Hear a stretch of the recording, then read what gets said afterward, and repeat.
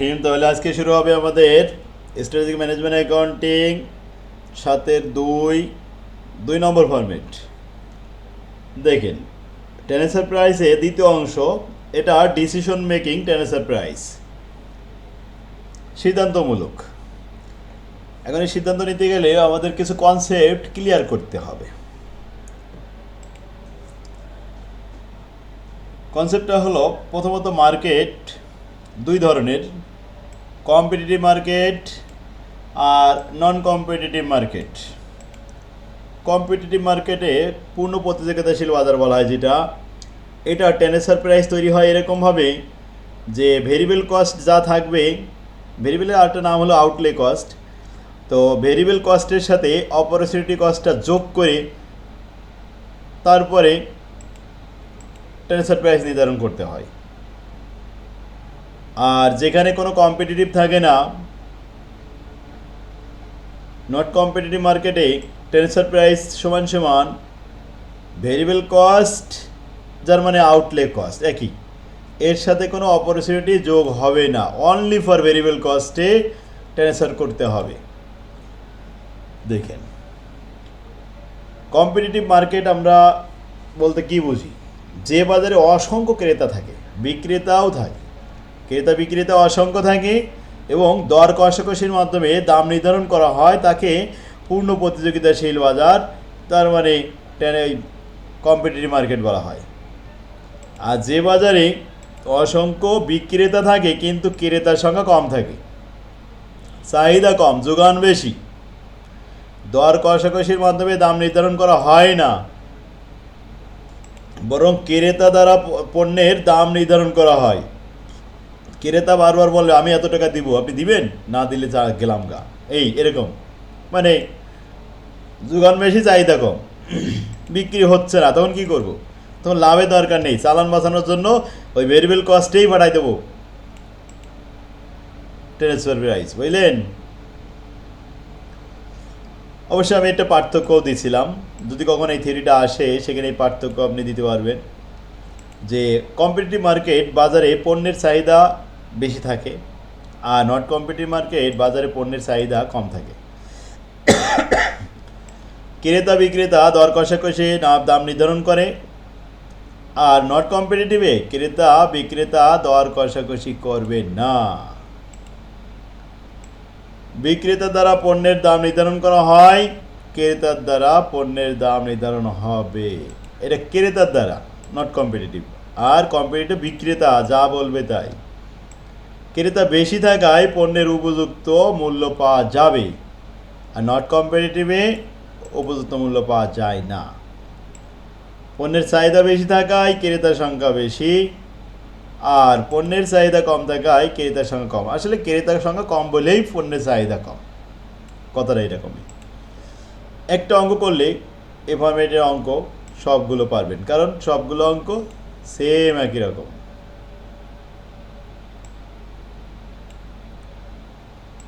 একটু কালো করে দিলাম।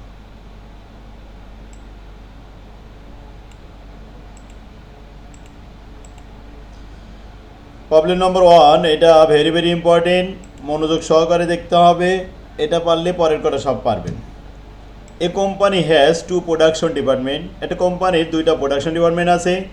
ইট has plan to produce 10,000 unit in department A, এরা পরিকল্পনা করলো এ ডিপার্টমেন্টে 10,000 ইউনিট উৎপাদন করবে। A of the unit produce 8,000 unit will be sold at 280 টাকা পার ইউনিট। এ উৎপাদন করার পরে 8,000 ইউনিট আউটসাইড মার্কেটে বিক্রি করে 280 টাকা দরে, আর ব্যালেন্স থেকে যায় 2,000, and the balance 2,000 unit will be transferred to department B. এই 2,000 কী করবে, বিক্রি হচ্ছে না বলে বি ডিপার্টমেন্টে ট্রান্সফার করে দিচ্ছে।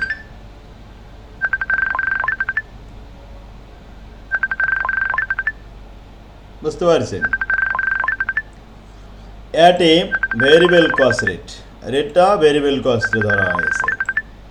The product of B will be sold, B product কী করে, বি ডিপার্টমেন্ট ওই প্রোডাক্টটা 430 টাকায় বিক্রি করে দেয়। The estimated cost per unit in two department will be as follow.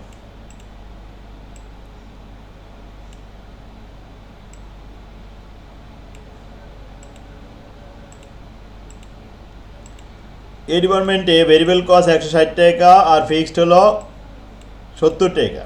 B ডিপার্টমেন্টে ভেরিয়েবল কস্ট 110 টাকা আর ফিক্সড কস্ট হলো 50 টাকা। এক number, whether the above tennessee price would be justified, satisfied। উপরে যে ভেরিয়েবল কস্টে ট্রান্সফার করলো এট এ ভেরিয়েবল কস্ট, এটা কি আপনি সন্তুষ্ট? এখন আমি সন্তুষ্ট কি না সেটা আমাকে জানতে হলে আগে মার্কেট সম্পর্কে ধারণা দিতে হবে। এই মার্কেটে কি কম্পিটিটিভ ছিল নাকি নট কম্পিটিটিভ ছিল, এখানে কি চাহিদা ছিল নাকি চাহিদা ছিল না, সেটা না জানলে আমরা বুঝবো কী হবে যে ভেরিয়েবল কস্টে আমরা ট্রান্সফার করে সন্তুষ্ট কি না। যদি কম্পিটিটিভ হয় সেই মার্কেটে ভেরিয়েবল কস্টে ট্রান্সফার করা, এটা আমরা সন্তুষ্ট নই। কিন্তু যদি সেখানে নট কম্পিটিটিভ থাকে সেক্ষেত্রে ভেরিয়েবল কস্টে ট্রান্সফার করেছে, ওকে, এটাই ভালো, যা হয়েছে আপাতত চালান্ত বাঁচবে, তা আমরা সন্তুষ্ট। এখন সেই সম্পর্কে এখানে কোনো ক্লিয়ার কনসেপ্ট দেয়নি, না দেওয়ার কারণে আমরা দুইটা কাজ করব, when competitive, when not competitive, দুইভাবে অ্যান্সারটা দিব। তাই অ্যান্সারে এ নম্বরে দেখেন, if the market is competitive. ও, এখানে আমি এক নম্বর সাজাইছি উপরে, as it is not clear that, এটা তো পূর্ণাঙ্গভাবে পরিপূর্ণভাবে ক্লিয়ার করে নাই যে market of intermediate product is perfect competitive or not competitive, এটা তো ক্লিয়ার করা নেই। সুতরাং স্টেপ ওয়ানে if the market is competitive, যদি মার্কেটটা কম্পিটিটিভ হয়ে থাকে সেক্ষেত্রে the transfer price is not satisfied, এই ট্রান্সফার প্রাইসে আমরা সন্তুষ্ট না। কেন? কারণ যদি কম্পিটিটিভ হয় সেখানে ভেরিয়েবল কস্টের সাথে অপরচুনিটি কস্ট যোগ করে তারপরে পাঠানোর কথা ছিল, সূত্রে তো তাই বলেছে। অ্যাজ ইন দিস কেস, বলছে এই ধরনের সিচুয়েশন, এই ধরনের কেসে transfer price would be, transfer price হওয়ার নিয়ম হলো ভেরিয়েবল কস্ট, আউটলে কস্ট যাকে বলা হয়, প্লাস অপরচুনিটি কস্ট। এই তার মানে ভেরিয়েবল কস্ট ছিল এখানে 160 টাকা, আর অপরচুনিটি কস্ট কীভাবে বের হয় জানেন? এই যে সেল প্রাইস আছে না 280 টাকা, এই সেল প্রাইস থেকে ভেরিয়েবল কস্ট বাদ দিতে হবে, দিলে যা থাকবে 120 টাকা আছে, ওইটা যোগ করতে হবে, ভেরিয়েবলের সাথে যোগ করলে আবার ওই 280 টাকায় ফিরে আসবে, তাহলে দ্যাট ইজ মার্কেট প্রাইস, এটাই তো মার্কেট প্রাইস। হ্যাঁ, তো আমরা স্যাটিসফাই হব। এখন এই 1 নম্বর প্রশ্নের সাথে 4 নম্বর প্রশ্নটা মিল আছে, এই জন্য আমি 4 নম্বর প্রশ্নটা একটু আগে শেখাবো, তাহলে আপনার বুঝতে আরও ক্লিয়ার হবে, সহজ হবে। whether the above transfer price would be justified, তাহলে উপরে 1 নম্বর যে প্রশ্ন করেছিল 4 নম্বরে সেম প্রশ্ন, would be justified। এবার দেখেন ক্লিয়ার করছে, if in the market there is no additional demand for product A, ওই মার্কেটে যেখানে অ্যাডিশনাল চাহিদা নেই, এ প্রোডাক্টের কোনো অ্যাডিশনাল চাহিদা নেই, তার মানে ডিমান্ড নেই, কম্পিটিটিভ নয়। তো কম্পিটিটিভ যদি না হয়ে থাকে সেক্ষেত্রে ওই ভেরিয়েবল কস্টে পাঠানো হয়েছে ট্রান্সফার করে, ওটাই আমরা খুশি। তাহলে 4 নম্বর উত্তরটা এরকম হবে, এই যে the general rules for transfer price is that where there is no competitive market, the transfer price would be outlay cost only, that is 160 টাকা। তাহলে so the transfer price 160 টাকা is satisfy। বুঝতে পারছেন? সাধারণ নিয়ম অনুযায়ী ট্রান্সফার প্রাইস যদি competitive market না হয়ে থাকে তাহলে ভেরিয়েবল কস্টে পাঠানোটাই আমাদের জন্য যুক্তিযুক্ত। ও তাই হয়েছে, এখানে কোনো কম্পিটিটিভ ছিল না, সুতরাং ভেরিয়েবল কস্টে পাঠাইছে, আমরা স্যাটিসফাই। 2 এবং 4, এই 1 এবং 4 একই প্রস্থ ছিল, ব্যাস অ্যান্সার হয়ে গেল।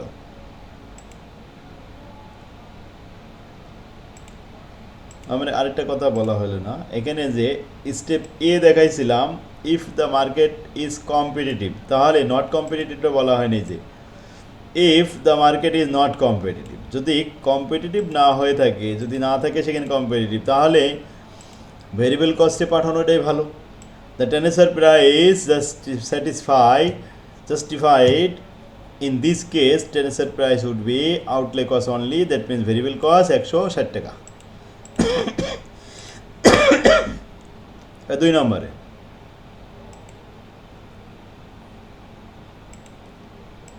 whether the selling of the interproduction of A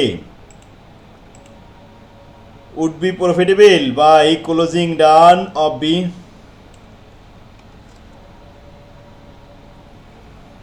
is interproduction of A, অর্থাৎ এ ডিপার্টমেন্টের সমস্ত প্রোডাকশন যদি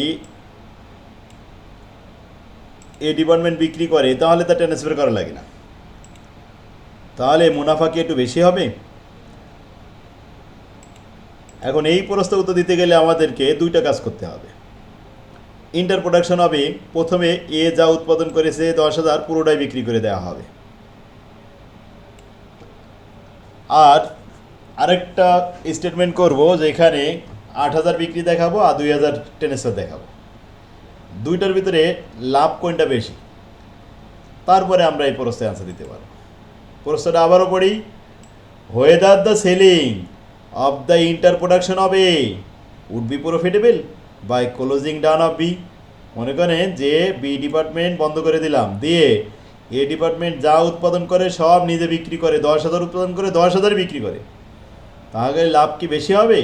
লাভ বেশি হবে না কম হবে, এটা জানতে গেলে কি করতে হবে, আগে এ বি ডিপার্টমেন্ট বন্ধ করে এ ডিপার্টমেন্টে 10,000 সেল দেখাবো, তারপরে বি ডিপার্টমেন্ট চালু রেখে 8,000 আর 2,000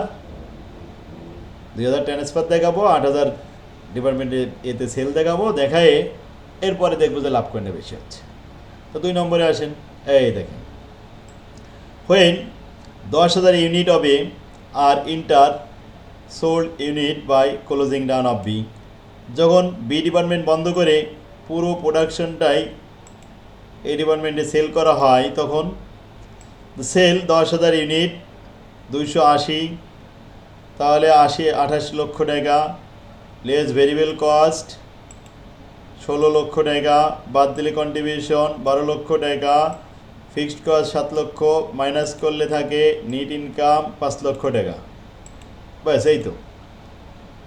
তাহলে এই ডিপার্টমেন্ট বন্ধ করে পুরো প্রোডাকশনটা যদি সেল করা হয়, এই বি ডিপার্টমেন্ট বন্ধ করে পুরোটাই যদি এ সেল করে, তাহলে এ তার ইনকাম হবে 5 লক্ষ টাকা। আর যদি চালু রাখে, সেই ক্ষেত্রে এ ডিপার্টমেন্ট বিক্রি করবে 8,000 ইউনিট, ট্রান্সফার করবে 2,000 ইউনিট, পুরো ইনকাম হবে 25,60,000 টাকা। বি ডিপার্টমেন্ট সেও কিন্তু সেল করবে, ওটা একটু ওই পাশে বির ঘরে, বি আবার সেল করে ওইগুলো 430 টাকা করে, এটা হচ্ছে বির ইনকাম। সব মিলে ইনকাম কত? 34,20,000 টাকা। আচ্ছা, এবার লেস ট্রান্সফার প্রাইস, তো ট্রান্সফার হয়ে গেছে বিতে 2,000 ইউনিট ট্রান্সফার হয়ে আসছিল, খরচ হয়েছিল বির 160 টাকা করে, এই 3,20,000 টাকা। আচ্ছা, এবার এ খরচ করেছে, এ প্রোডাকশন যখন এ ডিপার্টমেন্টে ছিল 10,000 ইউনিট 160 টাকা করে, 16 লাখ টাকা, আর বি ডিপার্টমেন্ট ওই 2,000 ইউনিট নিয়ে পুনরায় আবার ভেরিয়েবল কস্ট সে দেখাইছিল 110 টাকা করে, 2,20,000 টাকা, এই মোট হলো 18,20,000 টাকা। ফিক্সড কস্ট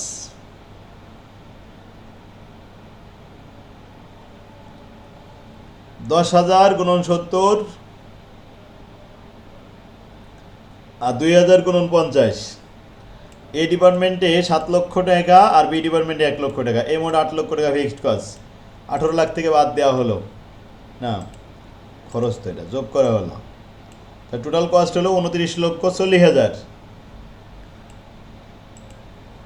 এখন মাইনাস করতে হবে ওই সেল থেকে 34,34,20,000 থেকে মাইনাস করলে থাকবে 4,80,000 টাকা। যদি দুইটা ডিপার্টমেন্ট চালু রাখি, ইনকাম হচ্ছে আমাদের 4,80,000 টাকা। আর যদি বি বন্ধ করে দিই তাহলে লাভ হচ্ছে 5 লাখ টাকা, কিন্তু বন্ধ করাই ভালো। তাহলে আমরা সম্মতি দিয়েছি yes we support to close down of department B. B department বন্ধ করার পক্ষে আমরা সম্মতি আছি যে close down it will increase of by profit 20,000 টাকা। যে যদি আমরা বি বন্ধ করে রাখতে পারি তাহলে প্রফিট 20,000 টাকা করে প্রতি বছর এক্সট্রা পাবো, ইনক্রিজ হবে। এই এবার 3 number, whether close down of B would be profitable if 50% of fixed cost of B is unavoidable। তার মানে আমরা 2 নম্বরে দেখলাম বি বন্ধ করে এ চালালে লাভ বেশি হচ্ছে, আবার বলছে না এটা যদি হয় আমরা বি বন্ধ করব, সব এ বিক্রি করবে ঠিক আছে, কিন্তু বির যে ফিক্সড কস্ট আছে 1 লাখ টাকা, ওইখানে যদি ফিক্সড 50% ফিক্সড কস্ট আনঅ্যাভয়েডেবল যদি আমরা অ্যাভয়েড না করতে পারি, ফিক্সড কস্ট যদি আমরা অ্যাভয়েড না করতে পারি তাহলে তো ওইটা কন্টিনিউ চলতে থাকবে, কমন ফিক্সড কস্ট হয়ে যাবে। তখন কত টাকা? 50,000 টাকা। এখন 50,000 টাকা যখন ফিক্সড কস্ট কন্টিনিউ চলবে তখন এ বন্ধ করে লাভ বাড়তি পাচ্ছিলাম কত? বাড়তি মাত্র 20,000 টাকা লাভ হচ্ছিল, অথচ 50,000 টাকা করে আবার ফিক্সড কস্ট বাদ যাবে, তাহলে সেখানে বরং লস হয়ে যাবে। সেই ক্ষেত্রে বন্ধ না করাই ভালো। এই যে 3 নম্বরে, when B is close down, B যখন বন্ধ করবো, and 50% fixed cost of department B is unavoidable, যখন অ্যাভয়েড করতে পারবো না তখন ওই 1 লক্ষ টাকার ফিক্সড কস্টের অর্ধেক হলো 50,000, 50,000 তো খরচ হতেই থাকবে। তাই profit of department A, A department যখন কন্টিনিউ চলবে, বি বন্ধ হয়ে গেলে তখন প্রফিট হবে তো 5 লাখ দেখেছি উপরে, সেইখান থেকে 50,000 টাকা ফিক্সড কস্ট বাদ দিলাম, দিলে কত হলো? 4,50,000 টাকা। প্রফিট যদি 4,50,000 হয়, বি চালু রাখলে তো 4,80,000 টাকা হচ্ছে, আর বি বন্ধ করে যদি 4,50,000 হয় তো 30,000 টাকা তো কম হয়ে যাচ্ছে। সুতরাং বি বন্ধ না করাই এক্ষেত্রে ভালো হবে। No, if 50% fixed cost of B is unavoidable, so B should not be closed down, being it decrease the total profit by 4,80,000 minus 4,50,000, এতে 30,000 টাকা। বুঝতে পারছেন? আর 4 নম্বর তো আগেই দেখলাম। তাহলে প্রত্যেকটা প্রশ্নের ভিতরে একটা ডিসিশন ছিল, কিন্তু সিদ্ধান্ত ছিল। কনসেপ্ট যার ক্লিয়ার থাকবে না সে কী হবে এই সিদ্ধান্তগুলো ফলো করবে। 2 নম্বরে আসেন। 2 নম্বর সেম প্রশ্ন, এক্স আর ওয়াই, ওই 3টাই প্রশ্ন। Whether the above transfer price would be justified, এই যে ভেরিয়েবল কস্টে ট্রান্সফার করলো আপনি কি সন্তুষ্ট? সন্তুষ্ট কি না এটা বলতে গেলে আপনার এখন কনসেপ্টটা ক্লিয়ার থাকতে হবে। যদি মার্কেটটা কম্পিটিটিভ হয় সেক্ষেত্রে আমরা সন্তুষ্ট না, কারণ ভেরিয়েবল কস্টের সাথে অপরচুনিটি কস্ট যোগ করে তাই ট্রান্সফার হওয়ার কথা ছিল। আর যদি মার্কেট কম্পিটিটিভ না হয় সেই ক্ষেত্রে আমরা সন্তুষ্ট, কারণ জেনারেল রুলস তো তাই বলে, সাধারণ নিয়ম বলেছে অনলি ভেরিয়েবল কস্টে ট্রান্সফার করতে হবে। আর এই যে 2 নম্বরে, যদি আমরা ডিপার্টমেন্ট ওয়াই বন্ধ করে দিই তাহলে এক্স যদি সব বিক্রি করে তো মুনাফা হবে 45 লাখ, আর যদি ওয়াই চালু রাখে সেই ক্ষেত্রে মুনাফা হবে কত? 40,50,000, তাহলে বন্ধ করে দেওয়াই ভালো। এরপর এটা বলছে যদি ফিক্সড কস্ট 50% আনঅ্যাভয়েডেবল হয় সেক্ষেত্রে বন্ধ না করাই ভালো, কারণ এখানে 39 লক্ষ হয়ে যাচ্ছে, 40-এর নিচেই চলে আসতেছে লাভ। আর কম্পিটিটিভ নন কম্পিটিটিভ তো দেওয়াই রয়েছে লাস্টে সাইড, তাহলে এখানেও সাইডে প্রশ্ন না, ওই 3টে প্রশ্ন লাস্টে ডিসিশনটা দেওয়া রয়েছে। 3 নম্বরে সেম প্রশ্ন, 1 2 3 কোনো ডিফারেন্স নেই প্রশ্ন, শুধুমাত্র ফিগারটা একটু চেঞ্জ। 4ও তাই, এসবই ডিসিশন মেকিং। 5 নম্বরও তাই, এখান থেকে 8,000 ইউনিট আবার মিলও আছে, শুধু এই রেটটা 280 জায়গায় 225 টাকা দেওয়া, 240 জায়গায় 25 দেওয়া, এই শুধু পার্থক্য। 6 নম্বর একই প্রশ্ন, কয়টা অঙ্ক আছে এই ফর্মেটে? 6 পর্যন্ত করবে, 7 করা লাগবে না, 8 করা লাগবে না, 7 8 বাদ, 1 2 3 4 5 6 পর্যন্ত, 7 8 9 বাদ, এগুলো লাগবে না। 10 নম্বরে একটা আছে, 10 নম্বরে একটু আচ্ছা, এও দরকার নেই, প্রসেস কস্টিং আর কি। 6 পর্যন্ত দেখতে হবে, 6-এর পরে আর কয়টা আছে? 12 13, 13 দেখতে হবে, 13 প্রসেস কস্ট। 6-এর পরে 13 14 সেম, এটাও প্রসেস, ওটাও 13 নম্বরও প্রসেস, 14 নম্বরও প্রসেস, একই অঙ্ক।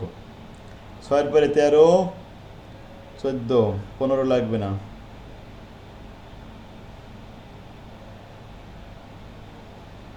তাহলে আজকে 6 পর্যন্ত করে আসেন, এরপরে বাছাই করে যে কটা লাগবে আগামী ক্লাসে করাই দেবো। আছে 20 পর্যন্ত আছে অঙ্ক, 20 22 21 22, আরেকটা ক্লাস লাগবে। এই যে এখানে আছে ওই অঙ্কই সেম, শুধু ফিগারটা চেঞ্জ করে 18 সাল 15 সাল আসছে, এই 25 নম্বর অঙ্ক করাবো।